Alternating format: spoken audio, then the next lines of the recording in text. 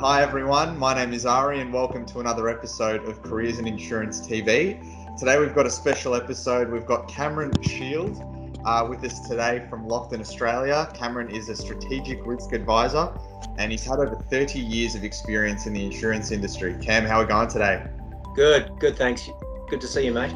Yeah, you too. Cam's been a regular for Careers in Insurance. He attended the Big Meet, which is one of the big grad careers fairs in Melbourne, Sydney, and all over Australia, in fact, to speak to students about the industry. Cam, you've been almost all over the world, quite a breadth of experience there in the insurance industry. We might go way back when and talk about where you started. Yeah, so originally I was from New Zealand and I was an underwriter, which is one of the beauties of our industry. You can pick different disciplines. And I was always on the property and casualty side of the business. And there was a guy by the name of Pat Ryan who was creating a global business. And then it was a company called Aon. And I decided that I wanted to work for that company. So I traveled from New Zealand to London. Very difficult to get a job. I had no London market experience. I wasn't a broker. And I actually offered to work for them for free, which they thought was really odd. And by this stage, I was 28 years old, which, I'd had close to 10 years experience under my belt.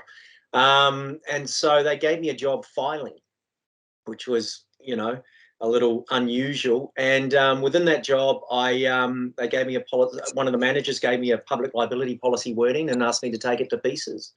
And then from there, they offered me a job as an account broker. And, like most Australians and New Zealanders, you get a 2-year visa. I was able to get a corporate sponsorship and I stayed with them for 5.5 years. Wow, it's incredible. And I know that when you came from London, I think you did some experience in Indonesia as well. Is that correct? Yeah, it is. So I met a girl from Victoria, who's now my wife, and I chased her back here to Melbourne, and Aon transferred me at the time. And then from there, it was, 4 years in Melbourne, and then they transferred me to Perth for 4 years, and then I was transferred to Indonesia for 4.5 years. So each time I was gathering experience and, able to understand the individual markets, different clients along the way. It was really quite exciting. And that's what I love about our industry. Like a lot of financial services industries, is that, you get to understand your client's business. You actually become a part of their business to a certain extent. By knowing their business, what you have to actually do is then be able to trade on that risk. It's not about trying to sell an insurance product as such. Yes, insurers have a product, but depending on the market cycle, as we're in a hard market cycle now, we're actually selling risk, right? And trading on risk is effectively what we do as a broker and an underwriter. Yeah. So that's probably a good segue into the next question, Cam. Your current role, strategic risk advisor, what were the pathways that actually led you to your current role? And what is a strategic risk advisor for people that don't know? Yeah, good point. And, I get a few chuckles at the name from some of my colleagues. Look, it actually is someone who has got experience in the industry and has gone through different markets and cycles to get to a level where it's not just about insurance, it's also about clients' risk as well. So, and just to take a step back for the audience here, like, insurance is effectively a financial vehicle to transfer risk from one party to another, right? So all insurance is risk, but not all risk is insurable. So some of the larger clients that I deal with, we need to be able to look at their risk portfolio and then determine how's the best way to treat that risk. Is it better for them to retain that risk? And at the end of the day, insurance is about the cost of capital, right? Or is it better to actually transfer that risk and pay a premium for it? So, in this current, I was working in London after 9/11, where we experienced the first hard market cycle. And just for the viewers out there, a hard and soft market, a hard market, basically the cost of capital, i.e. insurance premiums, is expensive. Terms and conditions start to come down and be restricted. Whereas in a soft market, the cost of capital is cheap. So I was in London after 9/11 and I experienced a hard market cycle. And then we went through 2 soft market cycles. We missed out because of the GFC in 2008 of a hard market cycle. Now we're in a hard market cycle, and we have been in that cycle since Q3 2016. And what that means is that a lot of our clients and customers and buyers of insurance actually need to be more strategic on how they go about, one, selling their risk, and two, how they go about purchasing insurance. You don't want to get into a situation where you're just dollar swapping, right, in the event of a loss. You need to understand how much risk you can tolerate. And that risk tolerance comes down to your financial KPIs, right? Your key performance indicators. So if you're a publicly listed company, that could be earnings per share. If you're a private company, it could be gross profit, cash flow. Those individual KPIs are very subjective to the individual company. So we get into the detail of this with our clients, hence going back to your original question there, what does a strategic risk advisor do?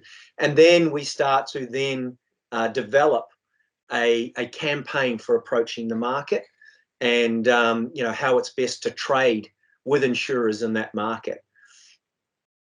Sure. And in terms of a common theme that always pops up, Cam, when I'm speaking to insurance professionals about why they want to be in the industry, a big one is actually helping the community when they're in times of need, and actually providing that service to them and being there for them through the rough times as well as the good times as well. What are some of the? I'll give you 2 questions. What's the most memorable experience that you've had with the client? And what has been one of the more challenging situations that you've faced that you've had to really problem solve and work out? Yeah, there's been so many. As you mentioned, I've been in the industry for 30 years, and the job's taken me to so many places. After Indonesia, I was in Tokyo, Japan for 3.5 years, and there we were following FDI, foreign direct investment from Japanese trading houses. And so, I found myself in Trinidad on a Japanese construction methadol plant, and that was fascinating because, when you're starting to raise a roof on a methanol silo, what they actually do is they build the roof inside the silo, then they fill it up with gas and raise it, then they secure it, let the gas out, and then they weld it on. So this is just one of many things. Other things are, in London, I looked after media companies, and one of the companies was a producer of Don't Try This at Home. So we had to do crazy stunts and have to do risk assessments on certain stunts.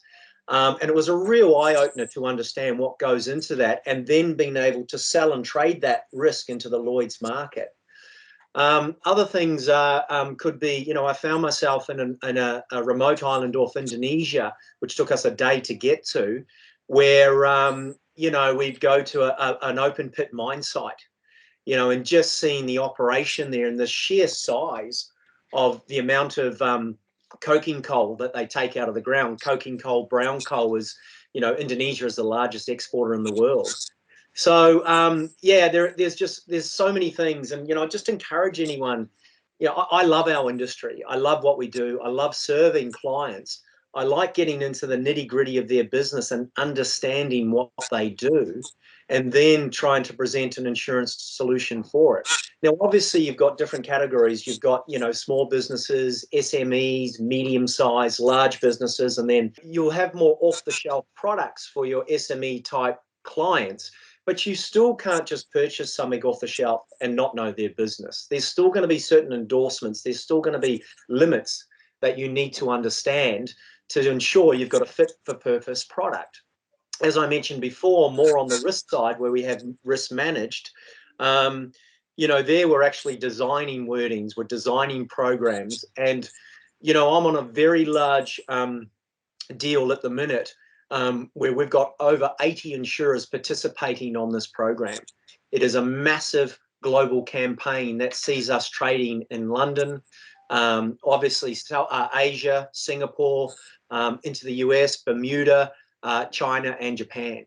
You know, what we're doing there is that we're generating interest and appetite in selling risk. So, you know, all this stuff, it gives you a buzz. It's exciting. I'd encourage anyone who thinks insurance is a you know, maybe not for them, is to have a look at it. It can give fantastic opportunities. And, you know, in my situation, it can take you to different parts of the world and really open your eyes and broaden your mind. Yeah, there's definitely a lot of misconceptions, as you're saying, Cam, about what people on the outside may think of the insurance industry and what it involves. Like what you just said, there's some amazing stories and experiences that you've had over your career.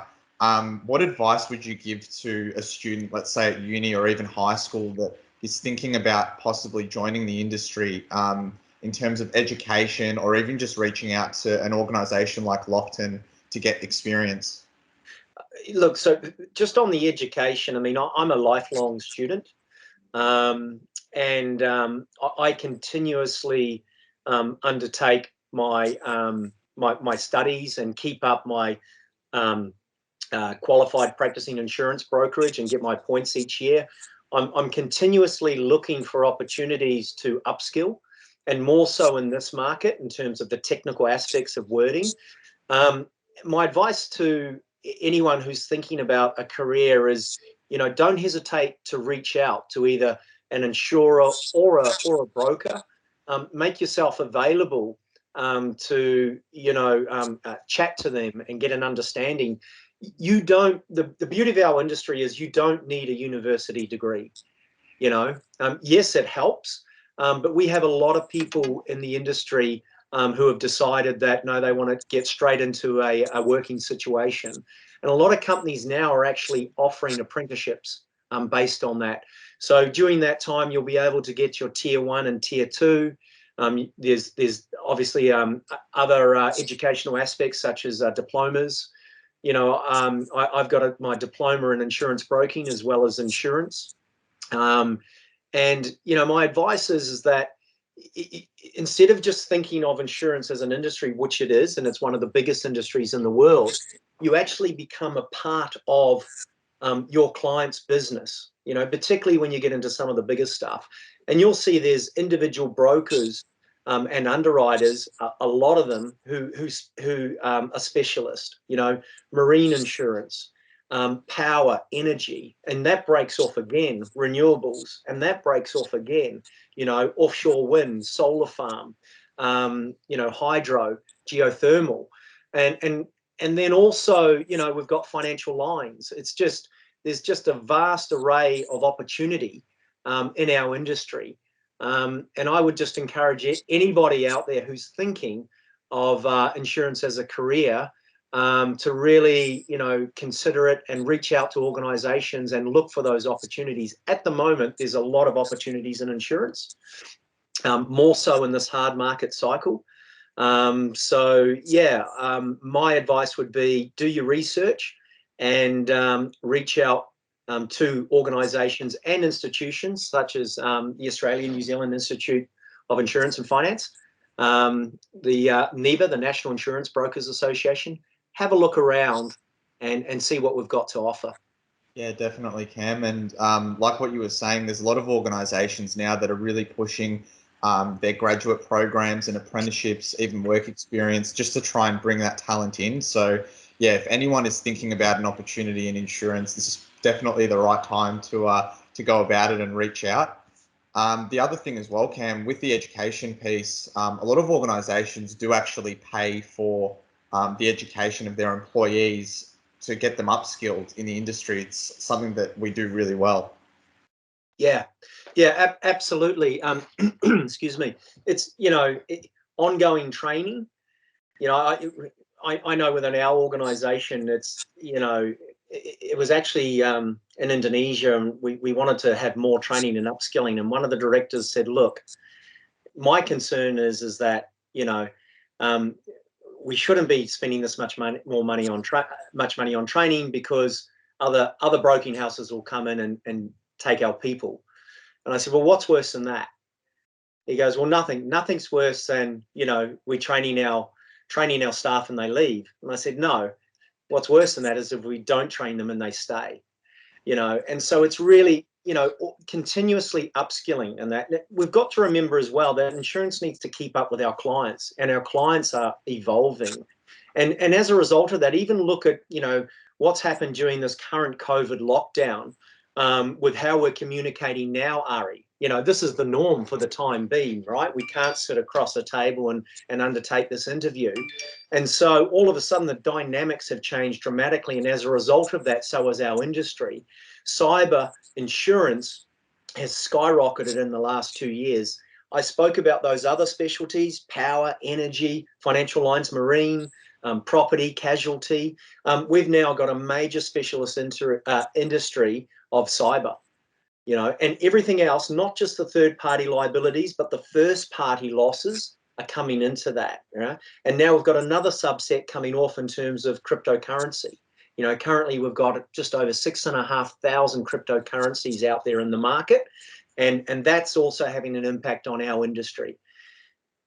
Yeah, definitely. I think one of the big ones as well, Cam, in terms of some research that ANZIIF has actually done, we found that the organisations that actually gave training and upskilled their employees, they were more inclined to actually want to stay at their organisation and less inclined to want to leave the industry to competitors, or let's just say if it's the banking industry, and just leaving insurance, which is not what we want, obviously.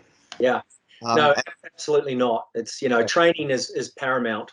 And I'm glad to say that we've got a lot of it on offer within our industry, not just within the broking houses, the side of it that I come from, but also, the insurers. There's a lot that comes out from insurers, which contributes to the upskilling.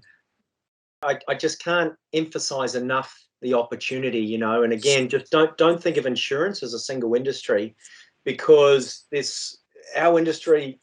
I once heard a professional in our industry many years ago say that insurance is the DNA of commerce, and to a certain extent it is, because so much of commerce can't be undertaken because of the inherent risk within it. It needs insurance to back it up. Whether you've got a project finance, 8-figure construction, ground up deal going on, or whether you've got a new venture as an SME going out to decide you want to try hospitality. It's essential that you have insurance, and that insurance can contribute to that. So, the industry, and as an underwriter and a broker, being able to contribute to that, you need to know those businesses, ranging from that large, construction risk down to that SME. Yeah. I guess, Cam, when you think about the future of the insurance industry, I mean, globally, we've been through a pandemic, or we're still going through it. It's been 2 years now. Like what you said, it's a hard market, and there's more jobs that are popping up now in the insurance industry. What do you actually see in the next 1 to 2 years for the insurance industry? And do you think there'll be new roles that arise due to the pandemic and us working from home as well? Yeah, I do. Look, I think we've got a lot of knowledge in the industry that will be retiring in years to come. And one of the concerns is getting new blood in at that ground level. I mean, sure, we mentioned training and studying, which is very important, but what's also important in our industry is actually on the job training. So it's hugely important. So in the next couple of years, look, the changes I see is that it's going to continue to grow and gather momentum. I don't see any retraction whatsoever with insurance. I think also that, we are a very traditional industry, and we handle massive amounts of data, and that data has not always been handled in such a way that is efficient. So for me personally, I'm looking forward to opportunities where we can be more efficient with how we handle data. And I'm looking at, blockchain as well, and thinking that must have a part to play in that. And I think for someone young who wants to come in, we're looking, how's the opportunity where we can, we trade on risk, and we do that with data, right? There's a couple of aspects to the industry. There's the art and the science of what we do. The science comes down to the data and the information we have, and the art comes down to the gut feeling on what I think this risk is. Both of them are combined, and you'll see one above the other in a hard and soft market. But there's frictional costs in handling all that data. So going back to your question, Ari, what I'm hoping to see in the future, in the next few years, is that we're able to come up with more effective methods of how we handle data and how we transact on that risk. Yeah. I hope I'm not getting too technical here, because I'm going to ask one more follow-up question, Cam. But I know we were speaking about crypto, and a lot of young kids are in crypto and investing in different cryptocurrencies. Blockchain is a massive one at the moment for crypto and stocks. And a lot of people might be investing into those cryptocurrencies just knowing that it'll probably go up and not actually knowing a lot about blockchain. But it plays a massive thing with the data in insurance as well. Could that be a future job for someone looking to come into the industry? Absolutely. So look, and that's a really good point, because, if you've studied, so actuaries, accountancy, computer science, right, there's massive opportunities for people who have studied that to come into our industry, right? We've always had actuaries, right? But now we're getting a lot more sophisticated on our data modeling, right? So just think about that, right? We are seeing more and more natural catastrophes happening in the world, right? And so insurance play a very important place on that. So to be able to capture that data and model those losses is really, really important. So we did a lot of that in Japan because earthquake risk is a massive exposure. So we model that risk and allow clients to be able to decide how much earthquake they take. Going back to the blockchain technology, I again bring this into secure networks speaking with each other, transmitting information and building on that information, and having credible comfort around the reliability of that information, because that's what we're trading on, right? We're trading on that risk. That information is building a risk profile, and that risk profile, we're then trading on that, and an insurer is buying that risk, and someone is selling it, and they're selling it and paying a premium for it. Yeah. So it's a really good question, Ari. I don't know enough about it. I'm still learning about cryptocurrency. I'm learning, we've got about facility management of it. I'm learning about the massive amounts of power it takes for the cryptocurrency. Computers, floating in liquid because they get quite hot. So it's really interesting. And anyone who is into computer science, anyone who is obviously, has numbers, accountancy, finance, there is absolutely a role for them in our industry. Yeah, definitely. And I think that we're experiencing rapid change as we're in a pandemic. Things are really speeding up. Like what we were saying, there's going to be more and more jobs that come forth and new ones as well. For the final question, Cam, where would you like to see the insurance industry in the next 5 to 10 years? And to sign off, what advice would you give to students, once again, about thinking about a career in the insurance industry? It's a really good question. Look, in the next 5 to 10 years, it's so difficult because we've had so much change in the last couple of years. But where I would like to see it as being more sustainable, I would like to see it. And what I mean by that is that we've had these massive fluctuations in the cost of capital, the hard and soft market. And when you fall off the industry, or a certain product falls off a cliff, it doesn't do the industry's reputation any good. Now, we understand prices, we're a supply and demand industry, they come up and down. But I would like to see more stability in the industry. I'd also like to see more innovation. If you were to take a typical organization's risk portfolio, only about 30 to 40% is transferable, i.e. transferable or insurable. And so we want to be able to expand that insurability, so new organizations, new innovations are able to transfer that risk. I'd like to see more innovation within the industry. And the second question, what was that? Sorry, Ari, it was... What advice would you give to students, once again, about thinking about a career in the insurance industry, or similar to what you do? Look, my advice would be, one, you can make a very good living out of it. Two, it is hard work, but to be honest, you could be Elon Musk, you could be the smartest man on the planet. You're always going to work hard if you want to achieve, right? It offers fantastic opportunities.